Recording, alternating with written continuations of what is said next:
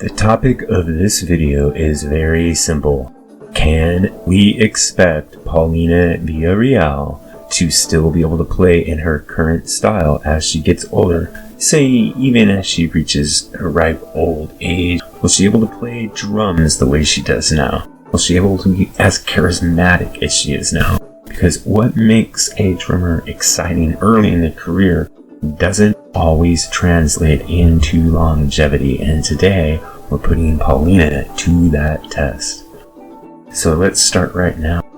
To understand what I mean by longevity, we first need to understand design. So Paulina Villarreal's style blends power and aggression, tight controlled fills, vocal coordination while she drums, and very high energy live performances. Now let's throw in the X factor here, which is her charisma. She has a performance-driven style, not just a technical style, and that's an important thing to keep in mind as we put her to this test. So let's go through 3 key filters here. First one is efficiency of motion. Does Paulina waste movement when she plays, or does she conserve her movement? Well, she plays with a lot of intentional force, and it sounds great, and she also plays as a performance. Now, as she gets older, she may choose to modulate how much of that performance element she adds, but she will probably never change the way that she hits. The force that she plays with is part of her style, and that comes at a physical cost over time. Number 2 is speed versus feel.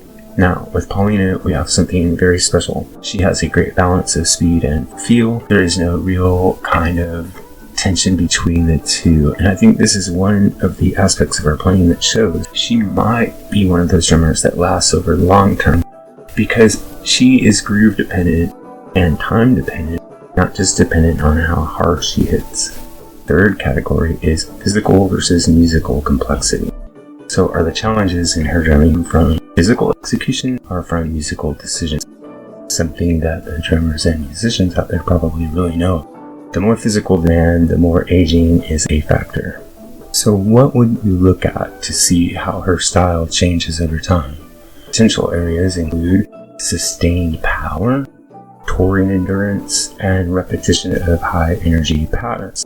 Those are what we might call the pressure points in her playing. The most important factor of all is probably whether or not her style evolves over time, because the drummers who last are usually the ones who start in a certain style and adapt over time. Instead of giving you a final verdict, I want to leave this open. Let me ask you, do you think Paulina's style can be maintained for decades, or is it a style that we need to evolve to survive? Those are 2 very different paths. I want your take on this. If Paulina does simplify her playing over time, will that take away from what makes her great? Or is evolution part of what makes a drummer great?